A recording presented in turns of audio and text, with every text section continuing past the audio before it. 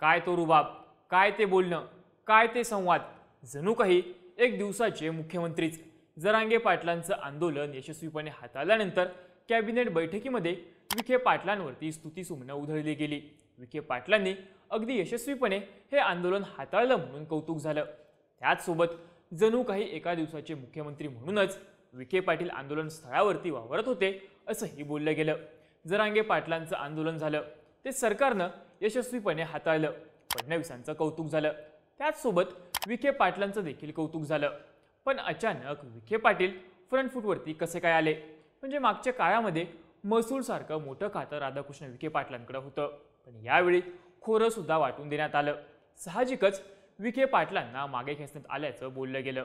पण एकदमच नवे संकटमोचक म्हणून विखे समोर आले. मग एक प्रश्न पडतो, तो म्हणजे ते आलेत की त्यांना आणलं गेलंय? विखेंना समोर आणून भाजपला नवे संकटमोचक मिळालेत की या प्रकरणात थेट भाजप अडचणीत यायला नको म्हणून विखेंना पुढे केलंय? विखेंना पुढे करण्याचा नेमका प्लॅन काय दिसतोय, समजून घेऊया या व्हिडिओमधून.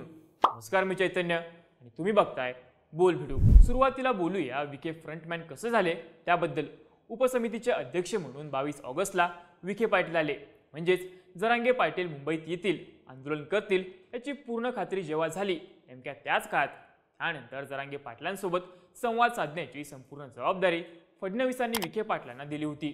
विखे पाटीलच प्रस्ताव घेऊन गेले. आता व्यासपीठावरची दुसरी महत्त्वाची गोष्ट म्हणजे जरांगे पाटलांच्या व्यासपीठावरती जे भाजपचे नेते होते त्यातला एकही नेता कोर भाजपचा, संघाची पार्श्वभूमी असणारा असा नव्हता. चंद्रकांत पाटील, आशिष शेलार अशा मराठा नेत्यांना भाजपने या आंदोलनामध्ये समोर आणले नाही. या उलट व्यासपीठावरती असणारे भाजपचे नेते कोण होते? तर विखे पाटील, ज्यांच्या घराण्याचा इतिहास काँग्रेसचा राहिलाय. शिवेंद्रराजे भोसले, ज्यांची पार्श्वभूमी राष्ट्रवादीची आहे. आणि जयकुमार गोरे, जे एकतर मराठा नाहीत आणि दुसरी गोष्ट ते देखील मूळचे भाजपचे नाहीत. याचा अर्थ असाही काढता येतो की भाजपने मराठा समाजाला आश्वासन देताना भाजपच्या मूळ ओबीसी वोट बँकेला धक्का लागणार नाही याची काळजी घेतली. भाजपचे जे दोन नेते समोर आले ते दोन्ही नेते प्रस्थापित मराठा घराण्यातून येणारे आणि काँग्रेस राष्ट्रवादी काँग्रेसची पार्श्वभूमी असणारे. म्हणजेच भाजपला वाटलं म्हणून केलं असं इथे दिसत नाही, तर आंदोलन हाताळण्याची समोर जाण्याची स्ट्रॅटेजी भाजपने रितसर आखली होती. असो तर विखेच का, हा आपला मूळ प्रश्न आहे. तर विखेंना पुढे करून भाजपने महत्त्वाची एक खेळी केली, ती म्हणजे पवार कुटुंबाला शह दिला. विखे आणि पवार कुटुंबाचं सख्य उभ्या महाराष्ट्राला माहीत आहे. कधी काळी विखे पाटलांच्या कारखान्यात अप्पासाहेब पवार कामाला होते. स्वतः शरद पवार प्रवरेच्या शाळेत शिकलेले आहेत. त्यानंतर बाळासाहेब विखे आणि शरद पवार यांच्यात विस्तव पडला, इतका की विखे पाटलांनी पवारांना कोर्टामध्ये खेचलं. पवारांच्या आयुष्यात पवारांना कोर्टाची पायरी चढावी लागण्याचं ते एकमेव उदाहरण. तर बाळासाहेब विखेंच्या मृत्यूनंतर देखील शरद पवारांनी विखेंची पायरी चढली नाही. पवारांना नगर जिल्ह्यात हातपाय पसरण्यासाठी नेहमीच विखेंची अडचण.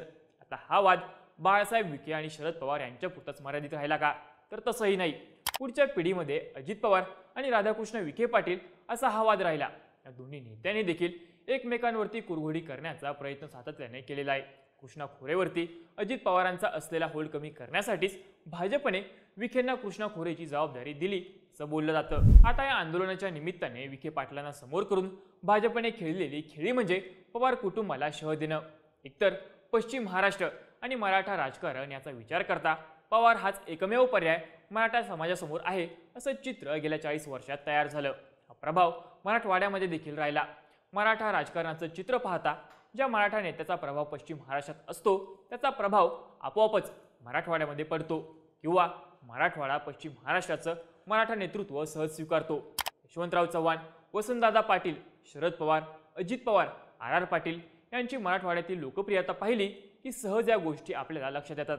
तर मुद्दा असा की पवार घराणं हेच एकमेव मराठा घराणं आहे की हे नरेटिव्ह भाजपला कुठेतरी दूर करायचंय. त्यासाठी विखेंना रसद देण्याचं काम भाजप करतंय. जरांगे पाटलांचं आंदोलन ही आयती संधी भाजपला मिळाली, कारण यातून विखेंना समोर करत सहकाराचं घराणं, मराठा घराणं, पश्चिम महाराष्ट्राचं घराणं या गोष्टी भाजपने साध्य केल्या. पवारांना शह देताना खेळल्या जाणाऱ्या राजकारणातील दुसरी गोष्ट म्हणजे अजितदादांकडे भाजप लंबी रेस म्हणून बघत नाही. अशावेळी गरज पडली तर मराठा आंदोलनामध्ये अजित पवारांच्या भूमिकेवरही टीका करावी लागली असती आणि ही टीका भाजपने न करता ती विखे पाटलांनी केली असती. शरद पवार अजित पवार यांना वेगळं करून विखे नक्कीच पाहत नाहीत. त्यामुळं वेळ येताच दोन्ही नेत्यांना डॅमेज करत विखेंनी हिशोब बरोबरीमध्ये सोडवण्याचा प्रयत्न केला असता. पवार कुटुंबाला शह देण्यासोबत भाजपची दुसरी महत्त्वाची खेळी दिसते ती मराठा नेतृत्व समोर आणणं. पण ते मराठा राजकारण नसणं. भाजप मराठा राजकारण ज्याप्रमाणे हाताळताना दिसतो तो अभ्यासाचा विषय राहिलाय. ओबीसी व इतर समूहाला न दुखावता भाजप मराठा राजकारण्यांना हाताळताना दिसतो. म्हणजे जी घरांनी काँग्रेस आणि राष्ट्रवादीने पोचली त्यांनाच भाजपने आपल्याकडे घेतलं अशी टीका होत असते. पण हे करत असताना आपल्यावरती राष्ट्रवादीप्रमाणे किंवा काँग्रेसप्रमाणे घराणेशाहीचा आणि मराठा राजकारणाचा शिक्का बसणार नाही याची काळजी भाजप घेताना दिसतं. म्हणजे दक्षिण महाराष्ट्रातून साताऱ्यातून दोन्ही भोसलेंना भाजप आपल्याकडे खेचतं. पण हे करत असताना बॅलन्स म्हणून त्याच धनगर समाजातून गोपीचंद पडळकर, विस्थापित मराठा आणि शेतकरी म्हणून सदाभाऊ खोत अशा नेत्यांना बळ देतं. हा बॅलन्स भाजपसाठी फायद्याचा ठरतो. अशा वेळी शिंदेप्रमाणे जरांगेंचं आंदोलन भाजपने हाताळलं असतं तर ओबीसी वजा करण्याची वेळ भाजपवरती आली असती. मात्र त्याचसोबत मराठा समाजाला दुखावण्याची वेळ देखील येऊन द्यायची नव्हती. म्हणूनच विखे पाटील यांना समोर आणण्यात आलं. विखे एकतर मूळ भाजपचे नाहीत, व्यासपीठावरती देखील मूळ भाजपचे नेते नव्हते. त्यामुळं ही भूमिका तत्कालिक आहे आणि राजकीय आहे हा मेसेज योग्य त्या केडरपर्यंत पोहोचवण्यामध्ये भाजप यशस्वी ठरली असं म्हणता येतं. मराठ्यांची सोय करणं पण आपल्यावरती मराठा राजकारणाचा शिक्का बसणार नाही याची काळजी घेण्यासाठी विखे पाटील यांना समोर करण्यात आल्याचं दिसतंय. थोडक्यात काय, विखेंना समोर करत मराठा राजकारणाचा शिक्का थेट भाजपवरती बसू न देणं, पवारांना शह देणं आणि प्रस्थापित मराठा घराणी आत्ता आपल्यासोबत आहे हे दाखवून देण्याचं काम भाजपने रीतसर केलंय. मुद्दा फक्त इतकाच की इतिहास जरी पक्का असला तरी राधाकृष्ण पाटील तितके सक्षम नेते ठरतील का?